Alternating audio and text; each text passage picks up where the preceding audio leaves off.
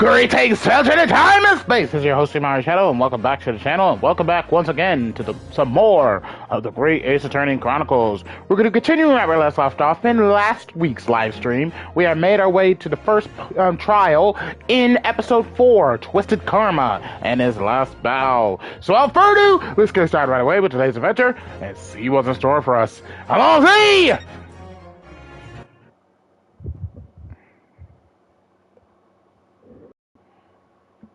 The defendant's antechamber. We are back here once again.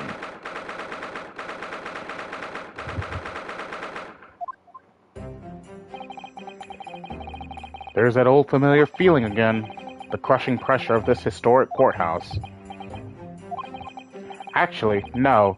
It's a little different today. There's an even more menacing tension in the air. There's a menacing tension in the air here today, isn't there? I suppose. Yes, I think so. Bruh! It can only be the result of the menacing appearance of the defendant. A little more courtesy, if you please. Oh my! I do apologize! However, you're certainly not mistaken that this trial is far from ordinary. What do you mean? I'm not privy to the details. However, I understand that no jury has been selected. A trial without a jury? Well, that's just like the trial of the professor 10 years ago.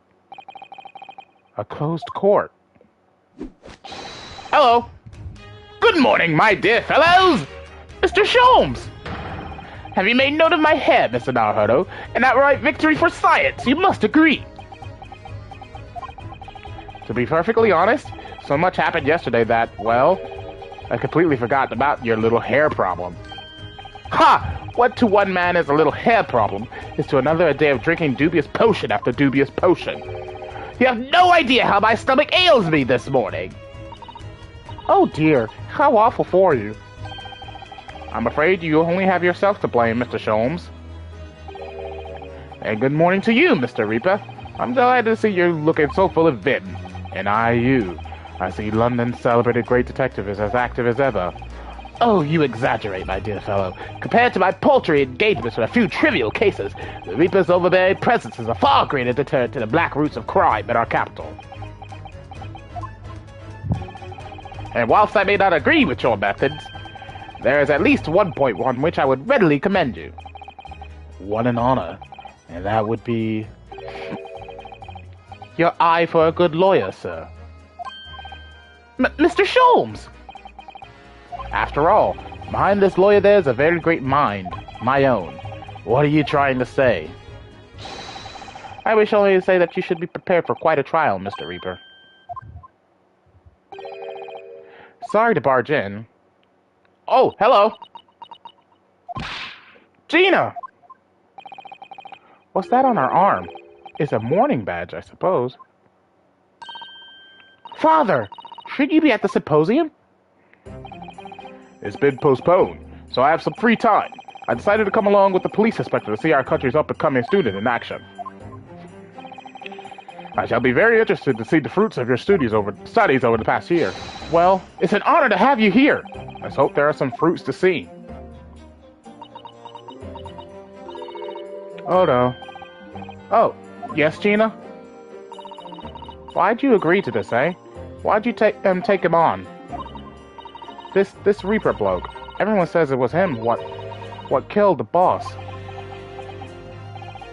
I'm sorry, Gina, but I just don't believe that. Well, if it weren't for him, who was it? I don't know that. Yet.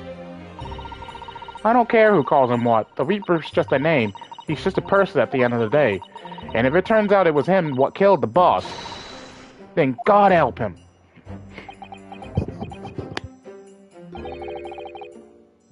Fiery eyes indeed. Yes, the culprit deserves every ounce of your loathing. Eh? At least that may be some solace to the deceased.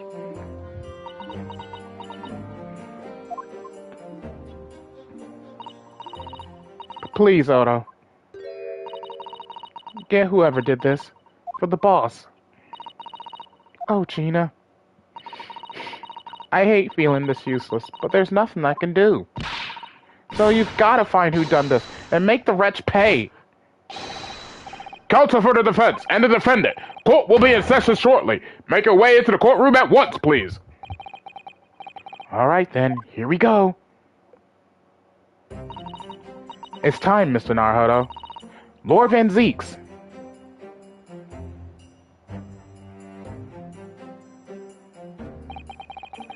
One who lost his treasured brother to a mass murderer. One who lost his treasured father in a foreign court of law. And one who lost the man who helped her escape destitution. All that misfortune, all that pain, on course to collide headlong in this trial. It's time to shine a light on all those dark events. And whatever truth is revealed, we're going to have to look it straight in the eye.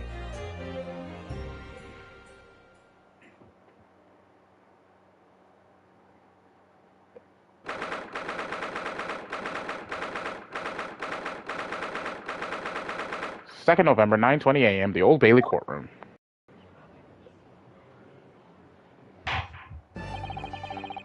In the name of Her Majesty the Queen, I hereby declare this court to be in session.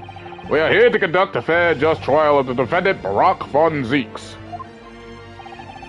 Counsels for the defense and prosecution, are you ready to begin? The defense is ready, my lord. The prosecution is more than ready. Oh, Kazuma-sama.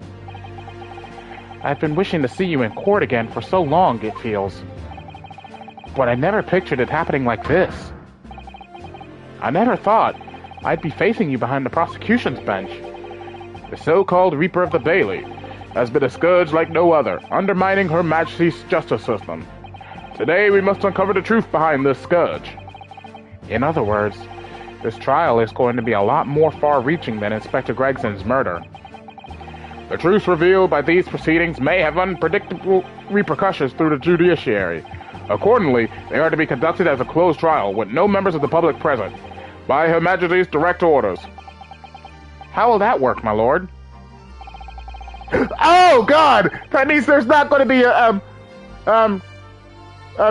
I forget what it's called, but we won't be able to have the jury to help us out. No!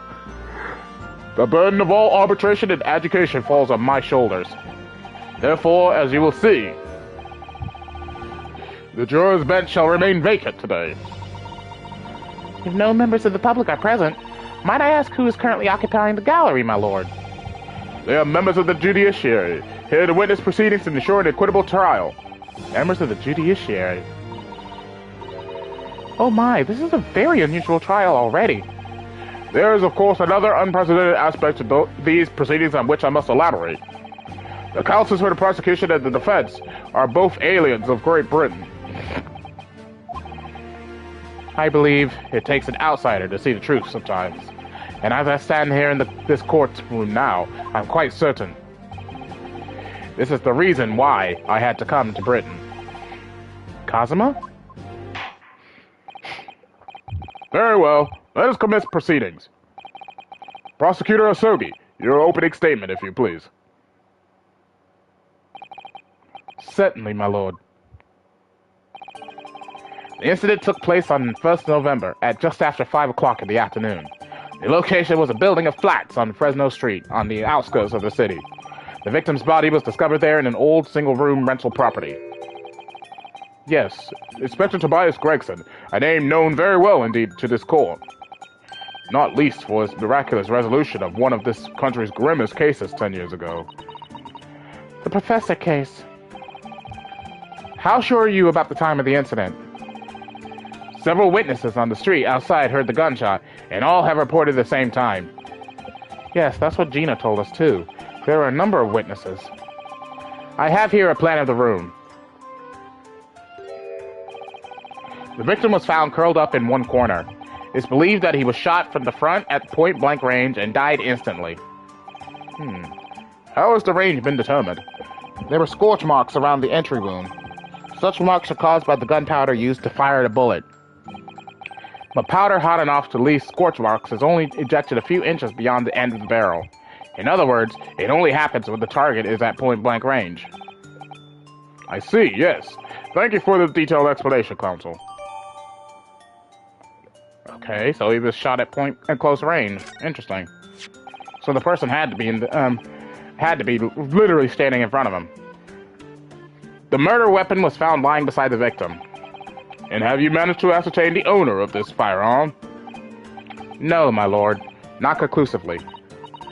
Bravo, Kazuma-sama. We're not trying to use the gun as evidence when its provenance can't be proven. Furthermore, my lord, as I've explained, the revolver is fired at extremely close range. The bullet passed through the victim and struck the wall behind him. There is a candelabrum mounted on that wall, and the tip of one of the candles in it was found to have been blown off by the projectile. We noticed that too, didn't we? Yes, that's right. Thank you for the thorough report, Counsel. The setting of the crime is clear to me. You will submit the plan of the crime scene as evidence, please. As you wish, my lord.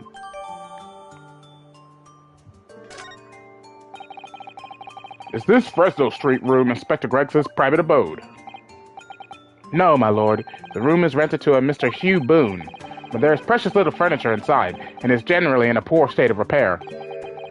So what on earth was Gregson even doing there? Presumably he was investigating some case or other. When a policeman was informed of the gunshot from the witness and rushed to the scene, he found only the deceased inspector, and the accused standing alongside, holding the revolver.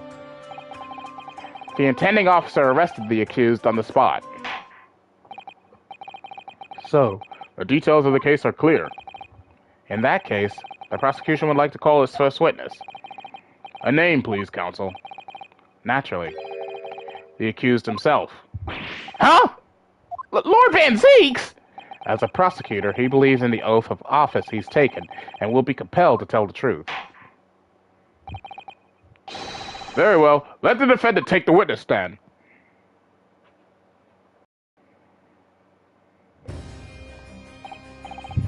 So, witness, state your name and occupation for the court. Barack Van Zeeks, Old Bailey prosecutor. I presume, Lord Van Zeeks, that you heard Prosecutor Asogi's opening precis. I did. It is alleged that you were found at the scene of the crime, and that you were arrested by the arriving police officer. Can you confirm this? Yes, my lord. Then I'm sure the court would like to hear you explain some things away. Namely, why were you there in the room on Fresno Street at the time in question? And what exactly took place? I intend to explain away nothing. I will simply tell the truth. I must say, Lord Van Zeeks, I never imagined this day would come. Or rather, I didn't want to imagine it would come. But since you became known as the Reaper, a part of me has been dreading it.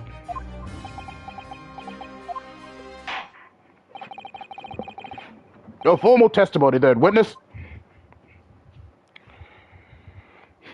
Well, considering I can already say that Lord Van Zeeks isn't going to lie in his testimony, more than likely I'll have to press everything just to get more information. So, the facts of the incident. I was investigating Gregson, and my inquiries had led me to that address. When I first entered the room that day, it was dark inside, and I saw no one. A moment later, I heard the gunshot. I spun around and saw the revolver on the floor. Just as I picked the firearm up to examine it, the door flew open and I heard a man scream. It was only then that the body of Inspector Gregson appeared before me.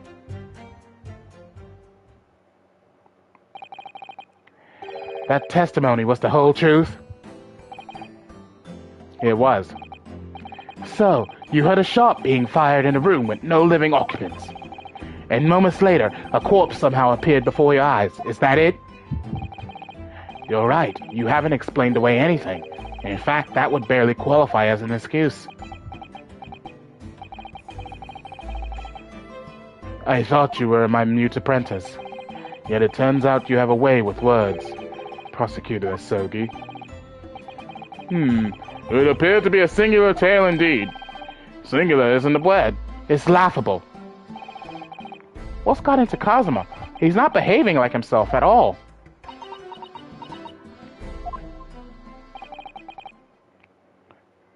Very well, then. Counsel, you may begin your cross-examination. Yes, my lord.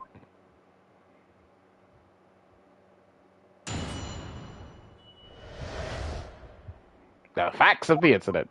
All right. I was investigating Gregson and my inquiries had led me to that. Oh, shit. I didn't mean to press X. Hold it! You were investigating the inspector? What on earth for? I'm not at liberty to say. Sorry? I'd identified a distinct possibility that Gregson was involved in a case I was investigating. Regrettably, though, he was killed before I could secure the proof I needed. Is the court to understand, then, that on the day in question you followed the victim to the scene? No, I was privy to his movements in advance. How? I stole into his office in the yard and consulted his diary. The address of Fresno Street was noted in the 5 p.m. entry. You illegally entered the man's office. In Japan, that alone would constitute a very serious offense. As it does in Great Britain, I assure you. Is that not the case, Lord Van Zeeks? I was aware of the possible consequences. So, in summary, you were investigating the victim, and yet, you refused to tell the court why. I didn't realize British prosecutors enjoy such freedom to choose what to divulge under oath.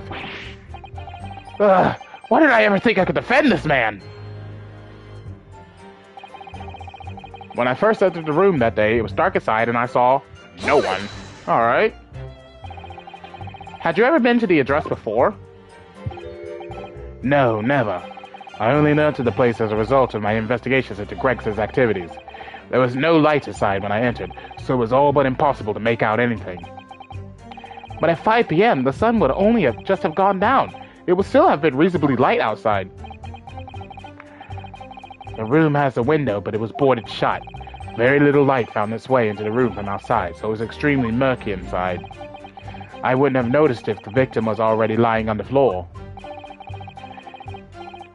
There was no artificial light in the room, you say. You're quite sure? I'm quite sure that the part of the room where the body was found was very dark. I have a feeling there was a small oil lamp burning on the desk, though I couldn't say for certain. Look, Mr. Naruhodo. There is a small desk in the room just here. Yes, I remember, and there was an oil lamp on it, as well as the framed photograph. When I entered the room, I closed the door behind me and started towards the desk to investigate. And what did you find? Nothing. I never actually reached the desk. A moment later, I heard the gunshot. I spun around and saw the revolver on the floor. Hold it! So, who fired the gun? I have no idea. I didn't see anybody else in the room.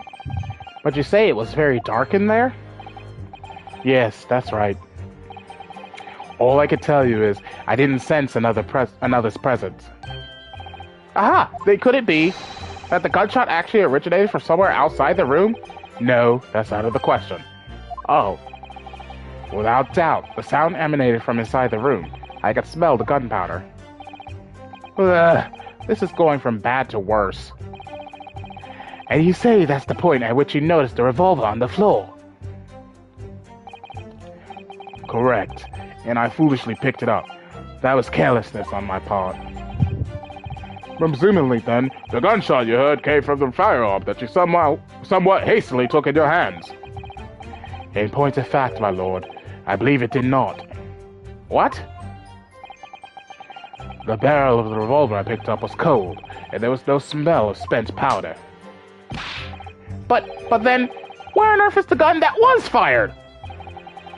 Whilst I would like to oblige you with an answer, I'm afraid I can't. I too would dearly like to know that.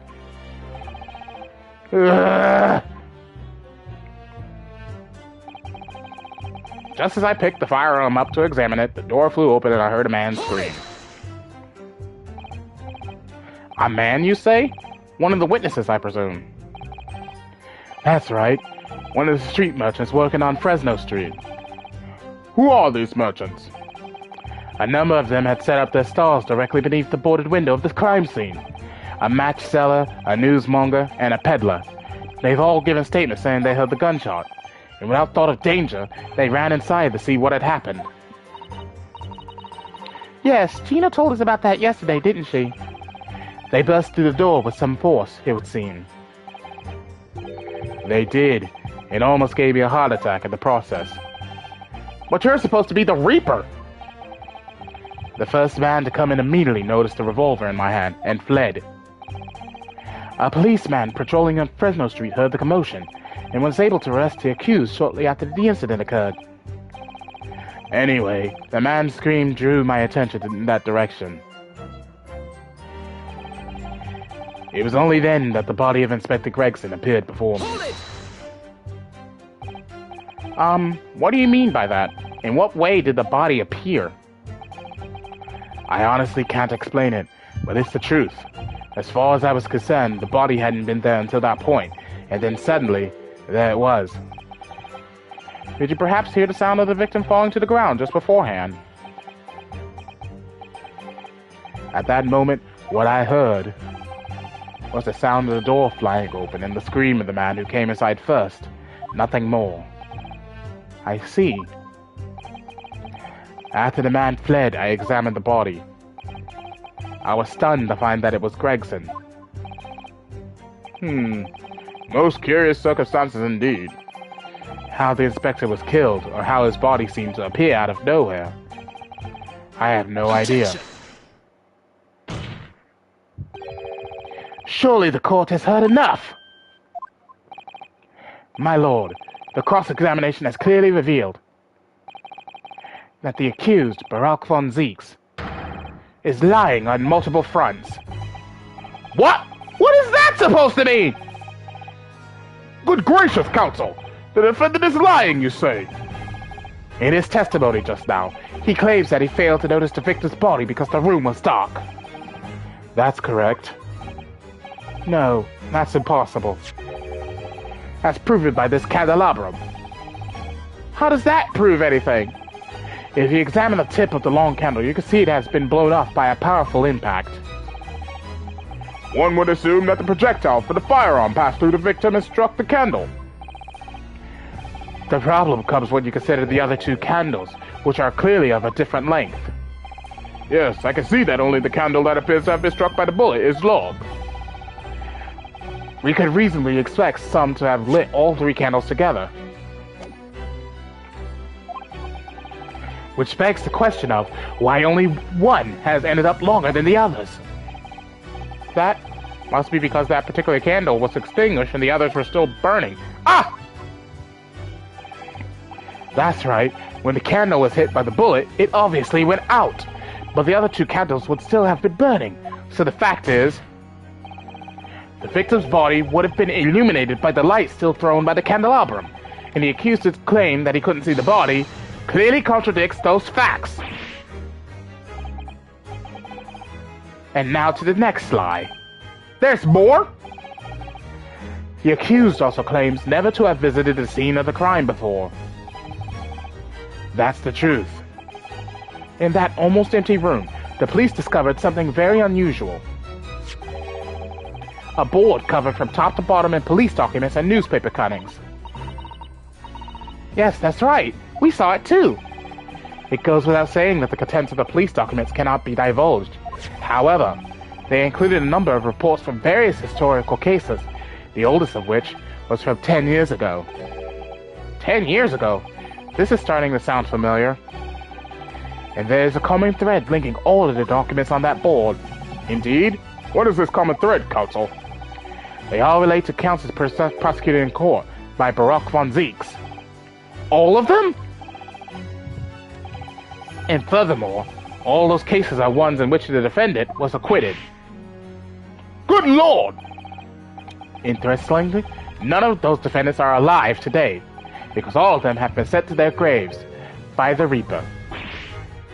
Ah! Oh no! In short, that dingy little room is the Reaper's secret hideout, and his base of operations. The Reaper's hideout?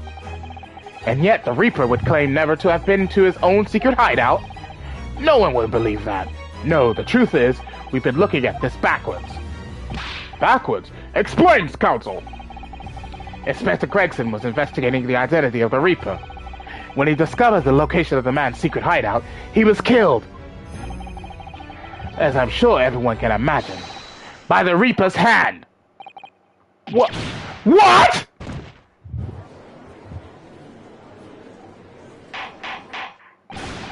Order! Order! Order! Very well. I hereby state the current opinion of the court. Barak von Zeeks is an outstanding prosecutor who has rendered great service to his country. However, it is with deep regret that I must concur with Prosecutor Osogi's contention that the defendant's testimony exhibits a number of stark inconsistencies with the known facts. All I have done is state the truth as I know it. Kazuma's done a brilliant job as ever. He's drawing on his experience as a defense attorney to build his prosecution case, and it's formidable. Counsel, you will submit the board that you just showed the court as evidence. I believe it to be fundamental in establishing the facts surrounding the Reaper's existence. Thank you, my lord. And now, the prosecution would like to call new witnesses to the stand. Witnesses who saw events unfold on the day in question. They were mentioned in the previous testimony, too, if you remember. Yes, the street sellers who heard the gunshot and went running into the room. Very well. Lead the witnesses in. The defendant may step down from the witness stand. Certainly, my lord.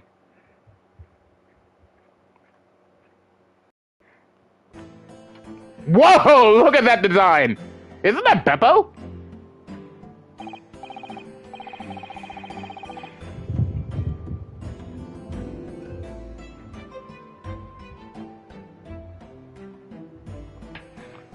So, witnesses, state your names and occupations for the court.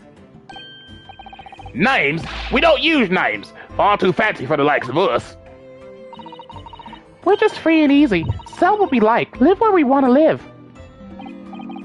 I give them all a vacant stare as they walk down Fresno and spit a few words into a verse for them.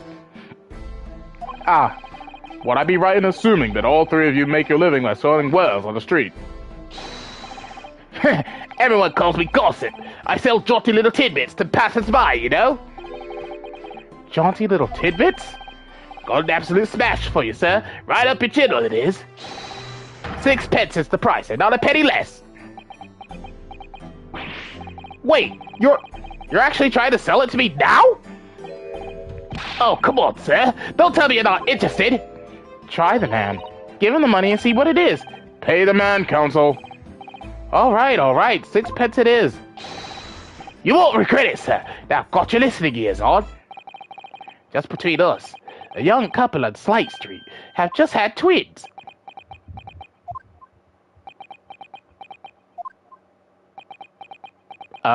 Is that supposed to be important? Is that it? No, that's not it. It's gossip, ain't it? It wants to spread, but that bit's up to you and your mouth, of course. I got more, you know. Want another juicy one? 6 pence apiece, it is, if you're curious. I am curious, yes, about what's going on just under that fat bottom lip of yours. Namely, that unusual bruise or whatever it is that's poking out from under your collar. What about the next witness, then? What name do you go by and what do you sell? Me? I'm Venus. That's what everyone calls me. Funny, innit? I sell these lovely little fireworks to all the local school kids. Don't like the match! 6 pence a pop. What do you say?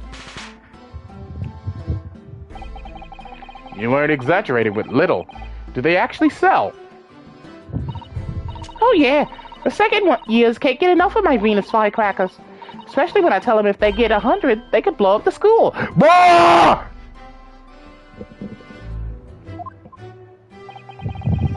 Not the most savory of ideas, young lady. What do you say then, eh? Want a pop with 6 pence for a pop? Wait, what? You want me to buy one? Tell you what, I'll let you in on a little secret. If you get 100 of them, you can blow up the whole courtroom. Why would I want that? Try the woman. Give her the money and see if she's right. Pay the woman, counsel. All right, I'll buy one. Lovely stuff. Right then, this is something a bit extra just for you. The Venus Special. Only 600 pence. 600?! It's 100 of my regular fireworks. Nothing little about that, is there? And there'd be nothing little about the punishment if I blew up the Old Bailey, either. The Venus Oh, wow! And the last witness. What name do you go by, and what do you sell? Think of me. Think all sorts of thoughts. I think, therefore I am. I am, therefore I think. I think. Because I stand there on the street, watching the world go on about me, they call me the observator. Observator. Get out of it, old man! Everyone calls you Sandwich, and you know it! So, you don't actually sell anything. A problem shared is a problem halved, they say. I'll give advice, I do, and think what it means. I don't actually sell anything, no. Come to think of it. Pity. No more purchases today, please. Well, we have quite a cast here, it seems. They conduct their business on Fresno Street, from morning until night, my lord. And always in the same place, directly adjacent to the crime scene. I see. And thus they heard the gunshot, I suppose. Not only that, but they very bravely ran inside to see what was going on and witnessed the crime. Well, I'll be beggared then, just between us. Venus de Milo, what am I to do? What a terrible thing I saw. What I think is, if all what we see is light and shadow, playing with our eyes, is any of it real? Is he quoting thinker quotes? Very well. The quote will hit the quote. Damn. The court will hear the formal testimony of these three witnesses now. You'll describe in detail what you witnessed and heard at the time of the incident.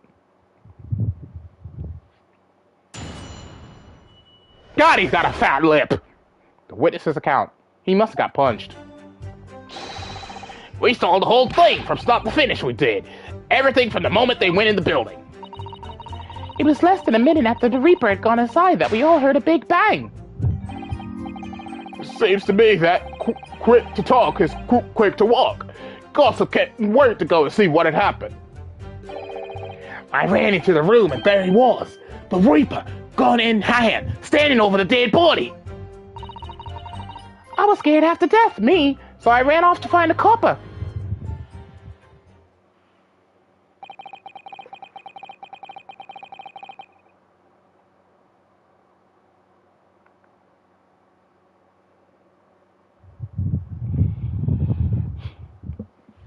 If these witnesses were there the whole day and saw everything, who did they see going inside the building?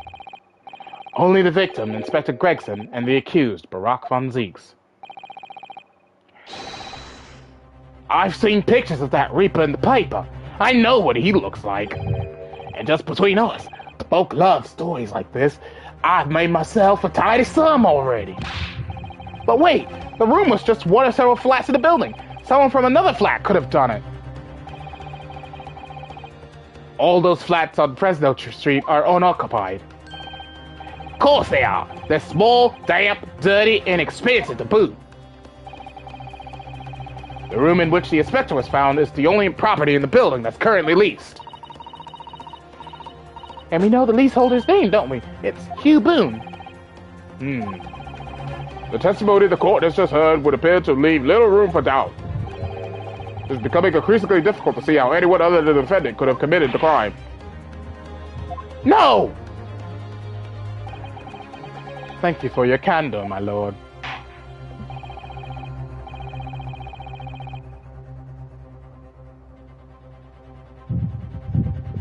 Counsel for the defense, you may proceed to cross-examine the witness.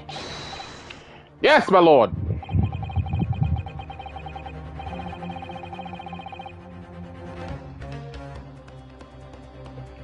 In a closed court like this without a jury, the judge is the only person whose opinion matters. I have to break down this testimony. Somehow!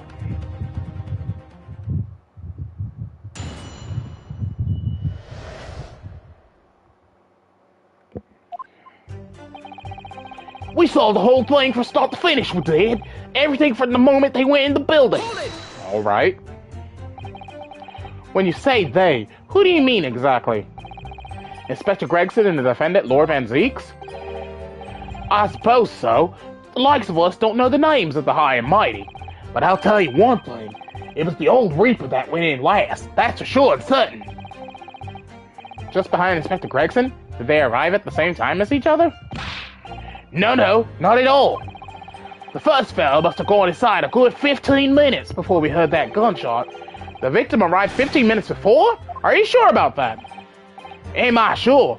Am I sure? Does it seem likely that I'd forgotten a fellow with a bright red hair like that, does it?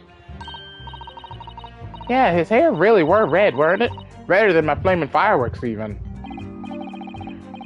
That fire red mop still burnt on the inside of my eyelids, it is.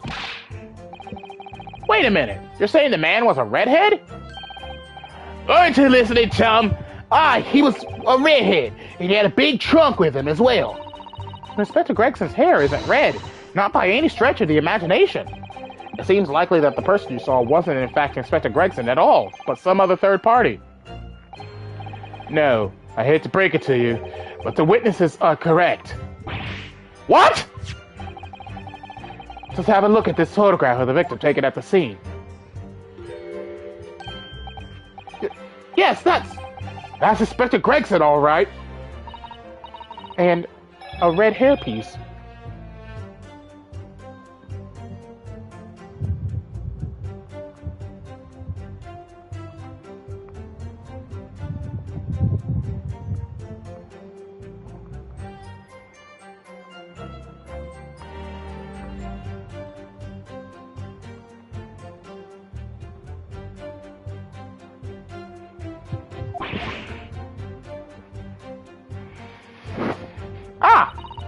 Of course! We saw one on the floor when we investigated the scene, didn't we? I still refuse to believe that Inspector Gregson wore a hairpiece, though. So then why on earth would he have been wearing something like that? The color does seem to suit the man, one might say. The photograph will be submitted as evidence, please, counsel.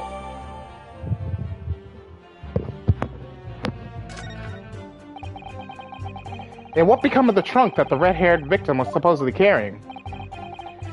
I was informed that no trunk was found at the scene. So it just disappeared? What? Do you expect us to have been watching the building every second, do you? We definitely saw him in the dock going in, though. No question about that.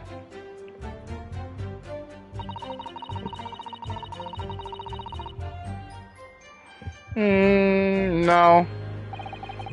No.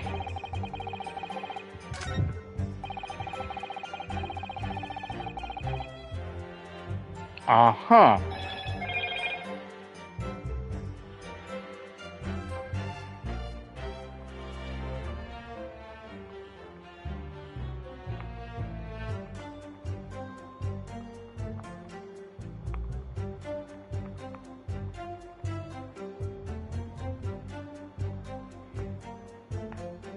Hold it!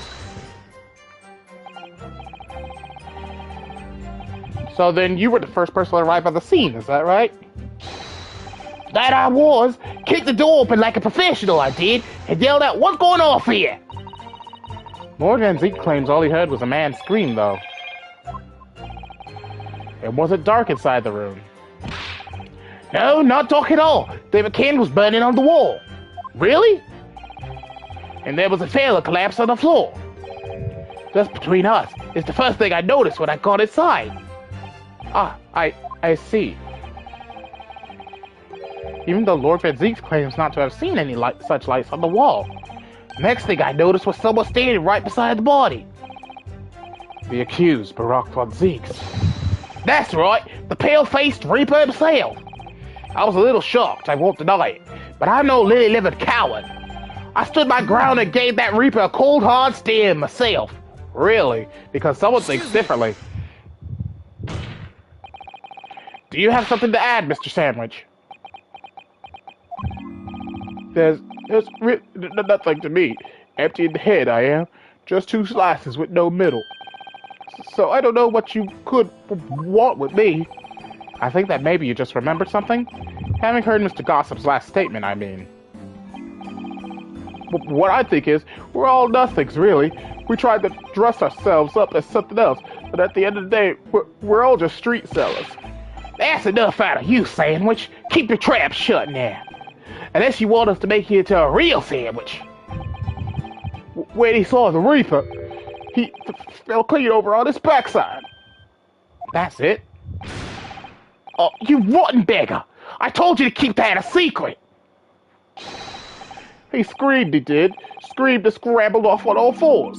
That's all I wanted to say. Mr. Gossip, is this true? The floor was dead slippery, that's what. Planted my hand in a filthy pool of blood, didn't I? Yuck! What? A pool of blood? But listen here. Even when I was sprawled on the floor, I still kept giving that Reaper a cold, hard stare. And don't you forget it. Let's just go back a little. Did you say you got blood on your hand? I did, happens to the best of us at times, doesn't it? So I was scared, so I slipped over. We can keep it just between us, can't we? No, Mr. Gossip. I'm going to have to ask you to add that information to your formal testimony. Oh, if I must.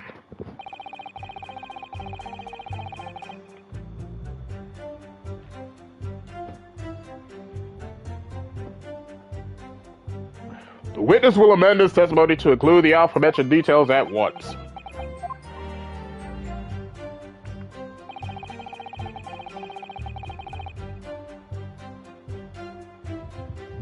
I slipped over and got blood in my hand, so I quickly wiped it off on the floor. I wonder. I need to check something. This is the notice board. Oh, hello. Oh, what's this? Mr. Naruto, look! Oh yes, it's a smudge of some kind. In fact, it looks just like a handprint. And the color, that's blood, isn't it? Oh dear, how disturbing. A bloody handprint. Which tells me that whatever Mr. Gossip wiped the blood off of had to be this notice board, which means it was on the floor when they first went in the room, which means someone moved that board.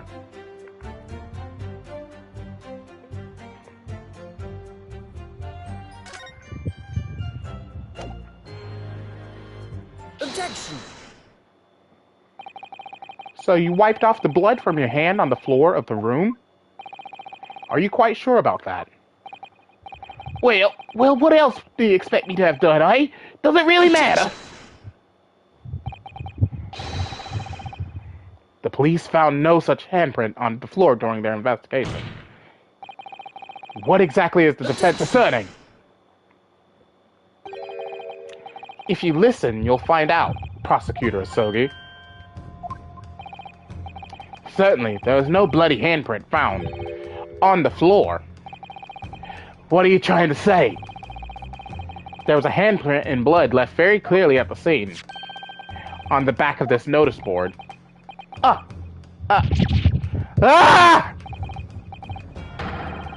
yes, indeed. Indisputably a handprint in the distinctive color of blood. Aye, you're dead right. That's my right hand. I know it anywhere. Objection! The witness very definitely testified that he wiped his hand on the floor. Any handprints on the back of the board are irrelevant. Not if the board itself had fallen over onto the floor. In that case, it's quite possible the witness's handprint to have ended up there. Just look at the floor plan of the room. The notice board was in the opposite corner of the room to the victim, and in an upright position. Even if it had somehow been toppled, it was lying on the floor at the time. It would have been a considerable distance from the body. I fell over when I came across the body, so I was basically right next to the corpse, not on the other side of the room. In other words, the defense's assertion is contradictory. Yes, it is. There's a very definite contradiction here, for which there must be a reason. I take it that you formulated a proper hypothesis, counsel. Regarding this apparent discrepancy between the witness's account and the handprint found at the scene. I have, my lord. This discrepancy between the witness's account and the location of the handprint is explained by the board moving, easily. The real contradiction here is the handprint itself, not where it was found. As the court can see, it's upside down. Good gracious, so it is! If the witness had put his hand against the board, the finger should be pointing upwards. What does that tell us? It tells one simple fact. When this handprint was made, the board must have been lying on the floor, as I previously suggested, which means that after the incident, it must have been moved. What? Objection!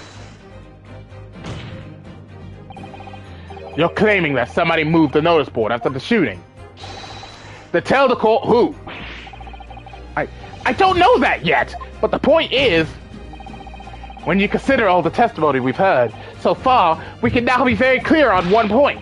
And that would be the position of the notice board at the time of the incident, my lord. So, counsel, I must ask you to clarify your assertion for the court.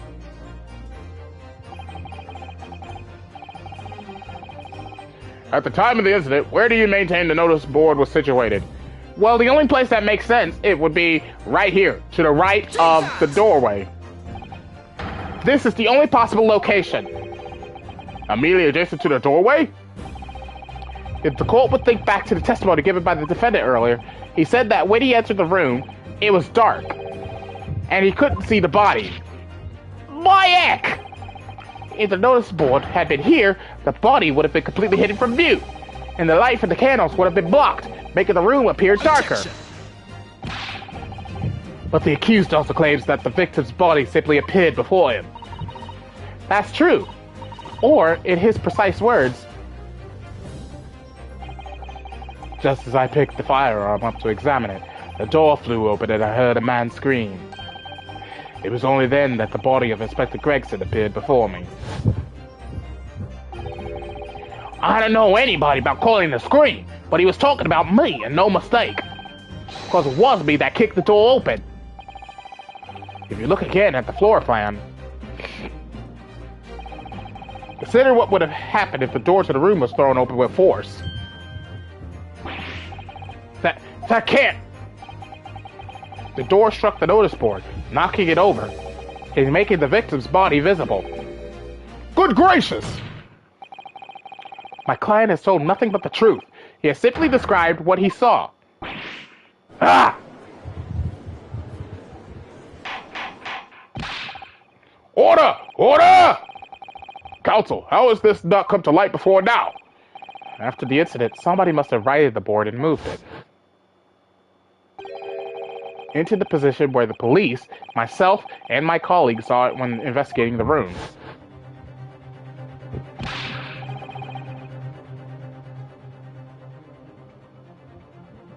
Witness, what have you to say for yourself? What? Me, my lord? You and your fellows were there at the scene before anybody else. It goes without saying that you must know something about the position of the notice board. The witnesses who will stand will testify again. You'll each explain exactly what you did upon arriving at the scene of the crime. Hey, stop looking over your glasses at me. I get the message.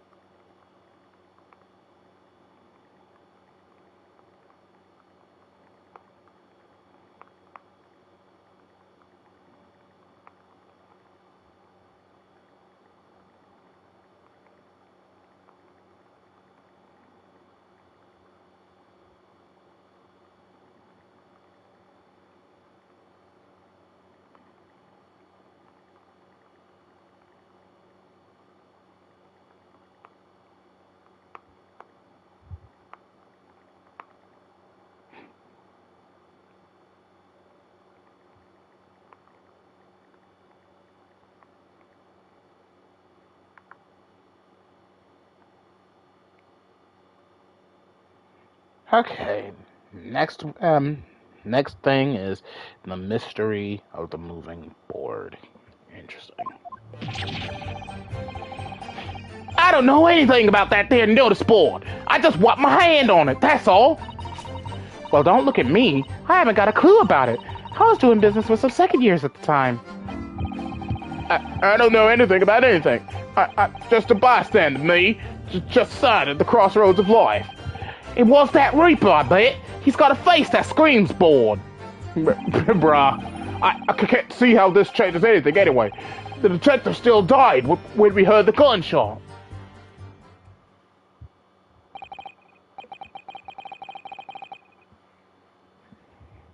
So none of you can elaborate further. Shaken by the crime they witnessed, and with only the light of a few candles and an oil lamp by which to see, we can't expect these witnesses to be able to give a more precise account of what happened. That's right, yeah. You don't pay to expect too much. I need water.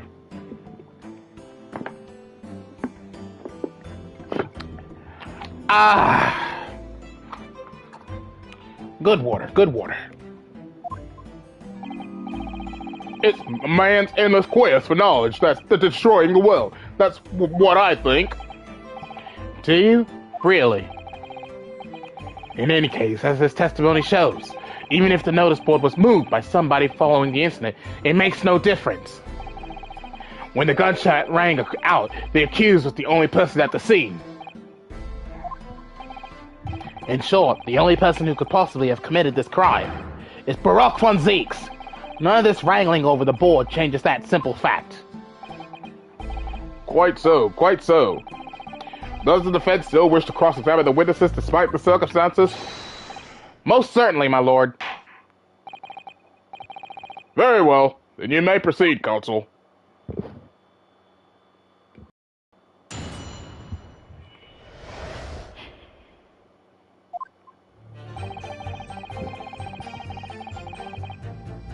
Alright. Clearly we're not getting no information from this, so no point in pressing that. You're being very nonchalant, so I'm pressing you. When you say you were doing businesses with them, you mean you were selling the fireworks? Yeah, what else? There's the Priori School just round the corner, see?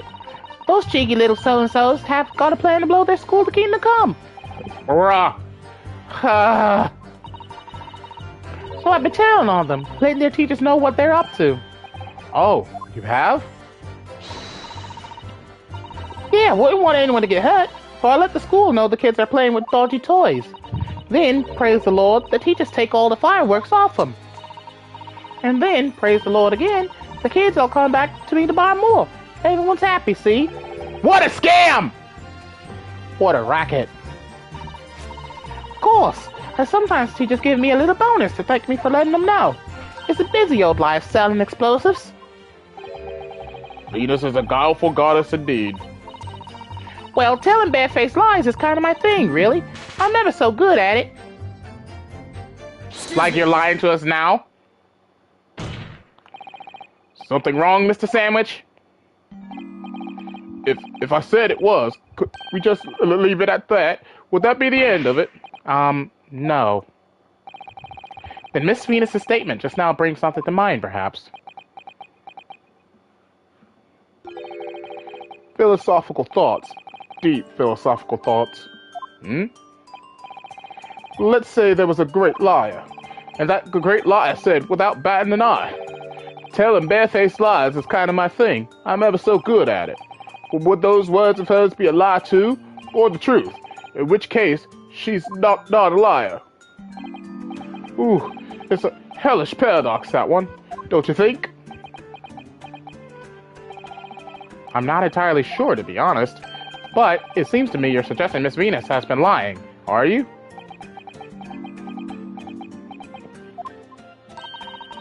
What are you on about, old man? Trying to cause trouble, are you? Keep on like that. And I'll wrap your whole body in firecrackers to set him off. That'll give you something to tremble about. You have a startling, disturbing mind behind that sweet and innocent face, young lady. So, Miss Venus has lied in her testimony. Is that what you're saying, Mr. Sandwich? Well, if it means I'll be buried in hellfire for the rest of my days, so be it. Yes, that's what I'm saying. Can you elaborate, please, sir? Oh, the blabbermouth here headed for the room where the gunshot seemed to come from. But there was someone else who crept up behind the stairs behind them, too. That's right. That rotten liar over there. Oh, God, she's laughing. Do you mean to say that you did, in fact, betake yourself to the scene of the crime after all? What did I tell you, eh? I said I was good at telling bare-faced lies, didn't I? Yes, you mentioned it. Well, that revelation rocketed the whole courtroom, didn't it? Who knew firecrackers packed such a punch? So you did indeed visit the scene of the crime, did you, young lady? Good grief! Well, now you come to mention it, I suppose perhaps. I do clearly remember climbing the stairs to the room, yeah. Either you clearly remember it or you don't. Well, I shall consider a fitting punishment for this perjurious act later. For the time being, you will immediately amend your testimony to reflect the truth. Oh yes, my lord, of course. Maybe I did sneak along behind gossip and have a little peek into the room where it all happened. Hold it! You make a habit of lying, do you, Miss Venus? Well, I suppose so. I don't really know, to be fair. If you want my advice, though, I'll take everything I say with a big pinch of salt. All right, but you did, in fact, go to the room where the victim was killed on the day in question, didn't you? Oh, please, as if I would.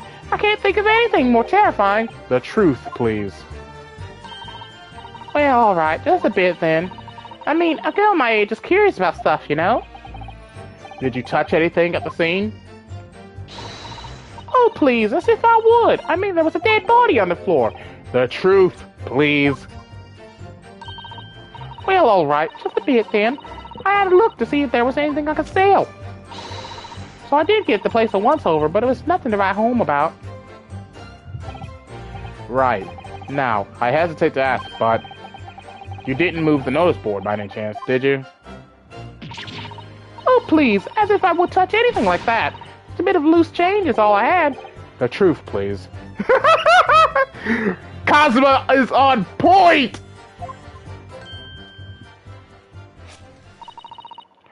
Well, all right, then. I thought there might be something worth having underneath it, so I blasted the flippin' thing. Sorry, flipped the blasted thing. You're telling us that you did move that board? I think that did slip out, didn't it? What? You daft bomb pot! I don't believe it. That the girl doesn't think. So, did you find anything in then? Something that you might have taken, perhaps? To sell? oh, please, I should be so lucky. It might... The truth now!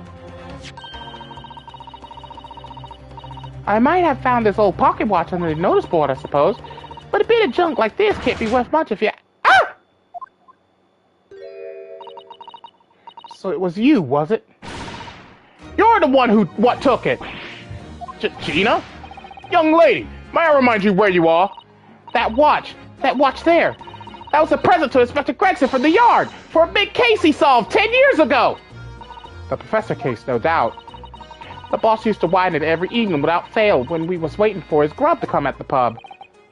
I see. I swiped it off him once, and blimey was he upset. He gave me a right earful. Said he hadn't missed a day in the last 10 years, polishing it and winding it.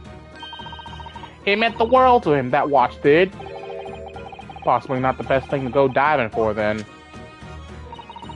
It's not all that, though. I took it to Jabez's that night to ask how much it was worth, but the old dealer wouldn't touch it. Wouldn't give me a penny for it. Said it wasn't working. Knocked about and worthless, he called it. Ah, I knew I should have lifted it.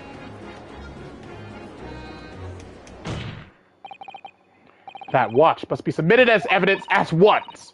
Oh, please, just so long as you promise to give it back when we're done. Not a chance! I'll swipe it from you if you try to get your grubby mitts on it again. That's enough. Hand the watch to the bailiff forthwith. Now, children, watch your manners. Good Lord! The glass appears to be broken. More than likely, it shattered when the inspector was shot. It doesn't tick anymore either.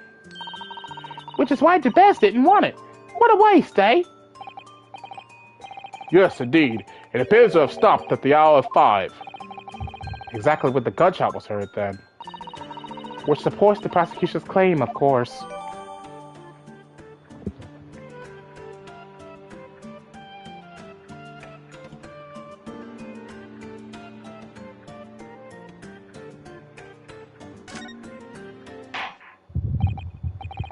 Well, it would appear that the mystery of the moving notice board has been solved at last.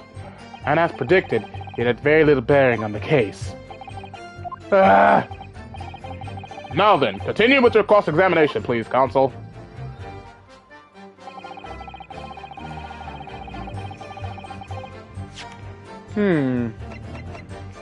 Okay. We got a clock. You know what? I never did look at this figurine. What's so important about this figurine?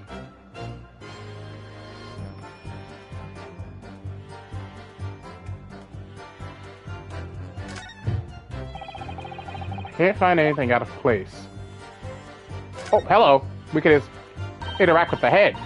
The helmet of this charming policeman appears to be a little worse for wear. I'm not convinced about the charming part, but yes, you're right. The head part looks like it's been fairly heavily manhandled, almost as if somebody has enjoyed twisting it around and around for fun. Shall we try twisting it around and around too? For fun. It's a key! Ah, what's that? It appears to be some sort of key. But it's tiny though. It could be a key for a door, not at that size. So what is it for, I wonder? Yeah, it's a key. Wait a minute. I wonder.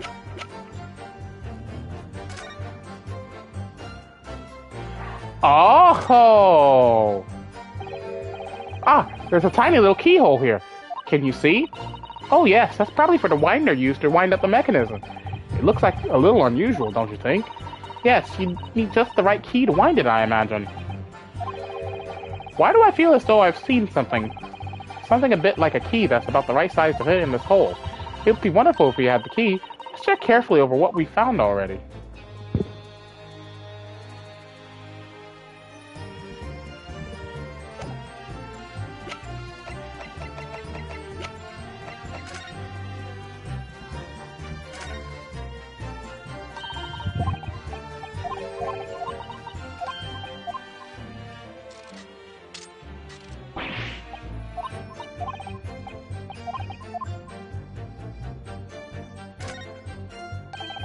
This stuff.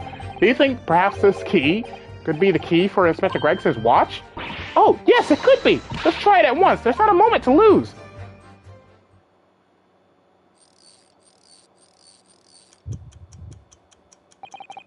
I knew it! A perfect fit! And look! The Inspector's watch has started going again! Ah, so it has obviously just not been wound up, that's all. What is it, Mr. Suto? Well, if the watch isn't actually broken after all, I have a feeling it could have profound implications. She's deep in thought now. Perhaps I better start thinking deeply too.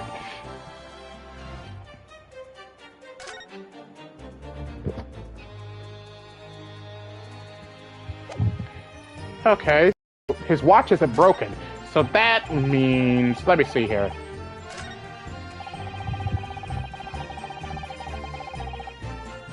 It means that he could have died at a different time. Because if his watch had been wound, it means that Gregson didn't wind his watch before he died.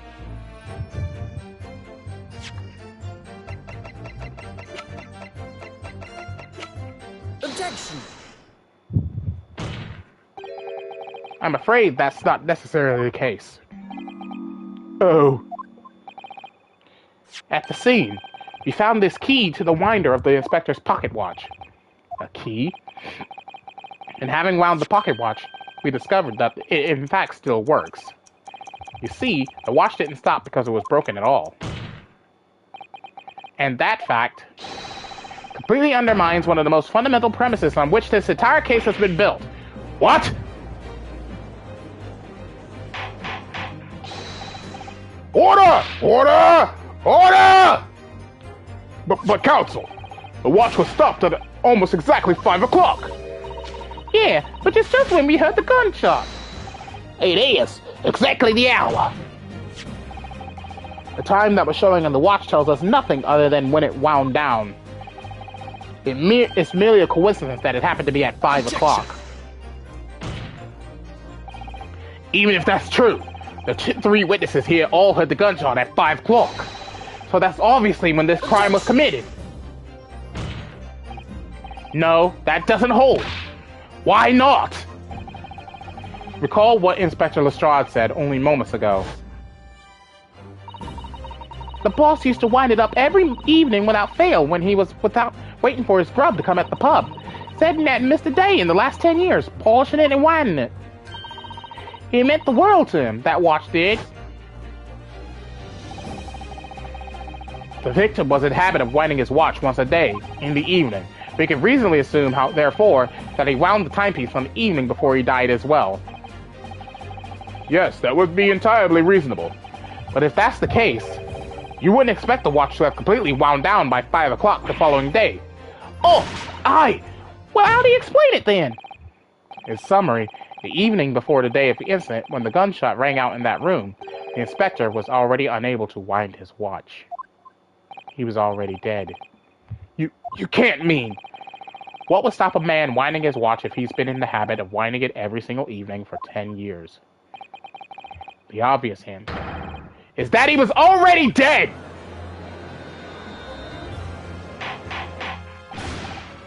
Order! Order! Counsel, that is a most extraordinary claim. Extraordinary isn't the word. It's absurd. You claim he was already dead the night before. Do you really think that Scotland Yard's coroner would ever overlook something like that? On that subject, there's something rather surprising. There's actually an omission in the coroner's report. The time of death is not noted. That's right! Wait a minute. You're forgetting that my legs went from under me when I kicked the door in. What do you mean? Like I said, I planted my hand in a dirty great puddle of blood.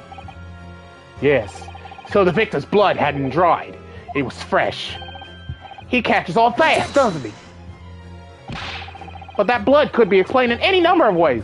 It could have been put there afterwards. So fresh blood could have been poured over... Does my learned friend think that fresh blood is available on every street corner? Well, it needn't necessarily have been human blood, of course. We've been told previously that Scotland Yard has no way to identify blood as human. The problem is currently being researched. At present, you are correct. It is beyond our abilities. So then, a chicken's blood could have been used, for example. It's certainly a possibility that it wasn't the inspector's blood at all. Objection! But the gunshot was heard at 5 o'clock that afternoon. That's beyond question. Is it, though? What? Given that the time of death of the victim has already been called into question, it isn't beyond the realms of possibility that what these witnesses heard wasn't a gunshot at all. Oh, please, what are you trying to say? Us lot know what we heard, and it was a loud bang that came from that there room. Now, you listen to me. A street seller's ears are his livelihood. I don't doubt your ears, sir, but all you can state with certainty is that you heard a noise. Eh? Explain yourself then, counsel. A noise that sounds like a gunshot could have been made with... Easy answer. Firecrackers. Well, the culprit could have used something like this, for example. Oh, really? A demonstration is in order then, I feel. What? Yes, please. Show the court how you could use that to create a noise like a gunshot. We're waiting, counsel. I may have been mistaken. What? It looks like... You've been making a lot of noise yourself, Mr. Naruhodo. But it's obvious! It's a firecracker, for Christ's sake! It's a firecracker! Cosmo's got a devastating way with words in English, too. I realize it may be difficult to retract what you said and present some different evidence. But perhaps... Yes, I was thinking the same thing myself.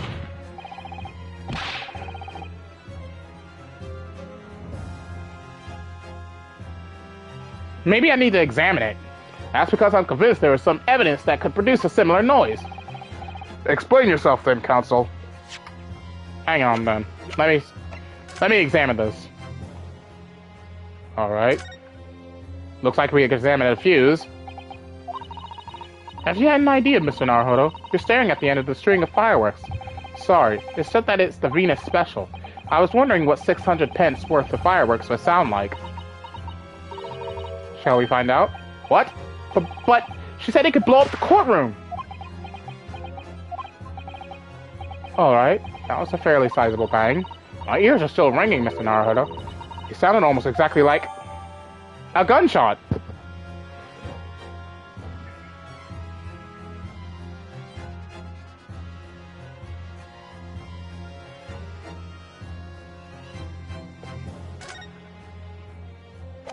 So I was right, it is the firecrackers, but I just needed more information.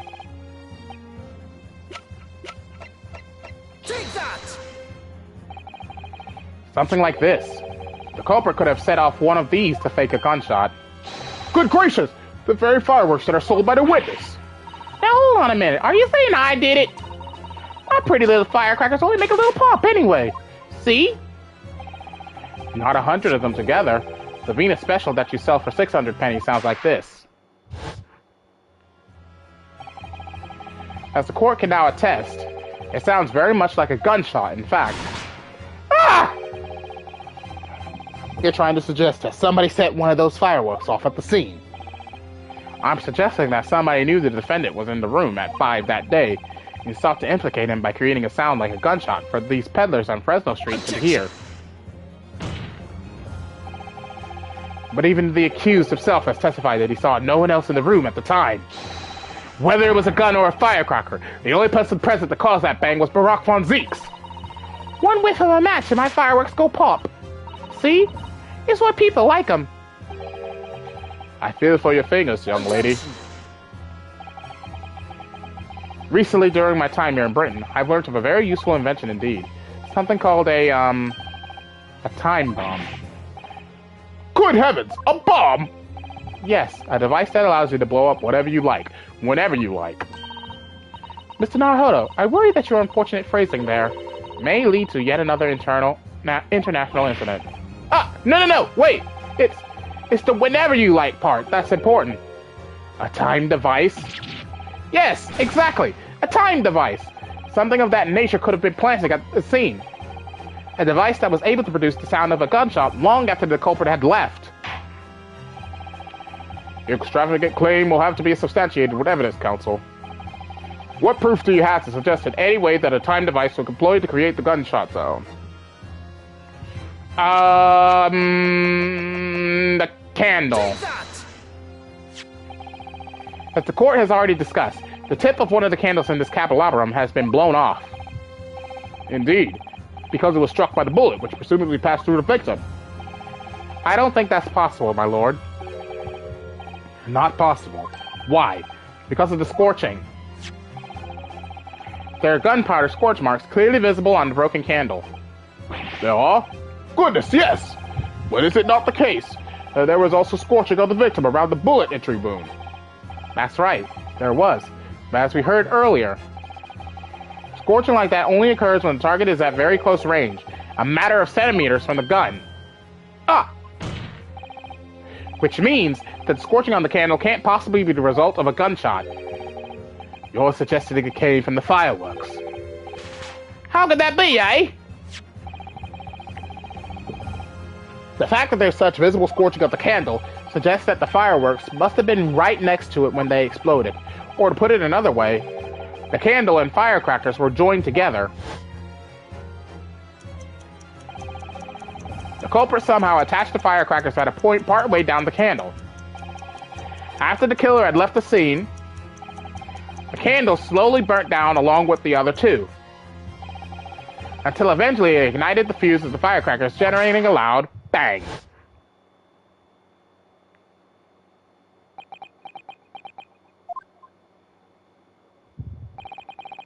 And that is how these three witnesses came to believe they've heard a gunshot at 5 o'clock. Well, what a plot. This implies that the victim could have died earlier than we'd been led to believe. The previous day, even. Now, just hold your horses. All us lot here saw the victim going into the building, remember? I couldn't forget that flame-colored hair, even if I wanted to. The person you saw entering the building wasn't the victim at all. Consider this. Obviously, anybody can wear a wig. So the person that these witnesses saw entering the building 15 minutes before the incident occurred could easily have been someone else entirely, wearing the red-haired piece. Someone else? Do you mean to say? It was the same person who contrived the firecracker trick. In other words, Inspector Gregson's killer. He's laughing. Oh, very impressive, Ryunosuke Naruhodo. Kazuma? I'm really quite amazed you've come this far. But after all, wasn't I the one who told you that you had all the makings of a great defense lawyer? I also noted the lack of a time of death in this report, a stock omission. But as far as I'm concerned, this whole country's justice system leaves a lot to be desired. Order! Order! Order! Prosecutor Osogi, what on earth do you mean by that statement? I hear that many of the leading members of Britain's judiciary are present to observe this trial today, so we cannot allow even the slightest doubt to be overlooked. The defense's assertion about the time of death based on the victim's stopwatch is just conjecture. But, while the possibility exists that my learned friend may be correct, we have a duty to explore it. Well, certainly, I would agree with you. And what immediately comes to mind is, of course, what was Inspector Gregson doing, and where did he go on the day before the incident? Do you know? The inspector always carried out his investigative work alone. His movements were treated as confidential within Scotland Yard. Even within the yard? However, considering the evidence we've been presented with so far, I say it's fairly apparent what case the man was pursuing. Wouldn't you, my learned friend? I do have a feeling about what case he might have been investigating. Yes, I agree. Surely. My lord, the defense believes it can explain to the court the case that was being investigated by Inspector Gregson at the time of his death. Very well, counsel. Present your argument to the court. Hiccup. What evidence is suggestive of the case being investigated by the inspector on the day prior to the incident? The Red-Headed League. I believe this red hairpiece points to the answer. We might assume it was part of a disguise used to carry out an undercover investigation. Surely not! Such a bright-colored hairpiece would only serve to make the inspector more noticeable. Yes, that's quite true. It would definitely have made him stand out in a crowd. Except, that is, in a crowd of gentlemen from the Red-Headed League. The Red-Headed League? So, you'd already worked it out. What on earth is this all about? Is there such an extraordinary league of gentlemen? The Red-Headed League is currently under investigation for a grand deception. A deception of what nature, counsel? They've been targeting red-headed men all across all of London and tricking them out of small sums of money. 2 men were arrested for the misdemeanor only yesterday, in fact. My lord, the defense calls for those 2 men to be summoned at once. 2 redheads?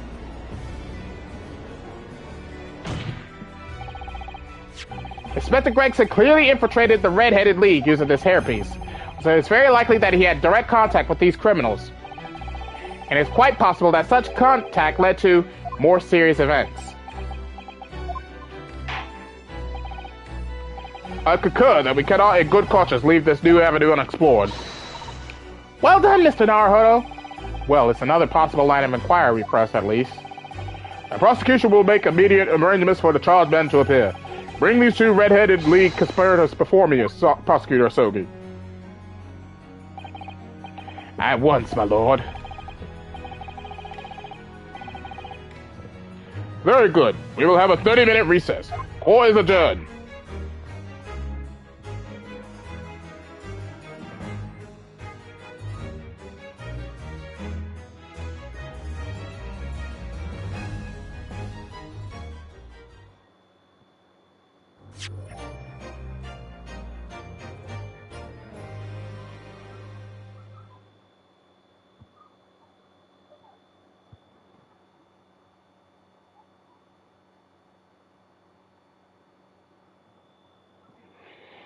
Okay.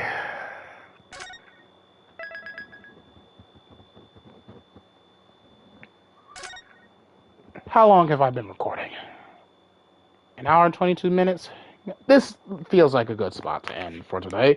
So, thank y'all for watching. If you enjoyed the live stream, please leave a like. Don't forget to subscribe. Don't forget to check out Mother Roy's even our page or click the link in the description below to help achieve your dream. Being Magaka, being Christian too. You won't be disappointed. Are you too serious?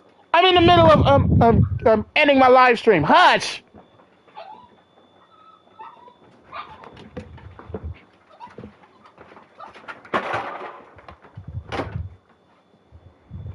Sorry about that. Anyways, where was I? Don't forget to click the link below to let me just start over.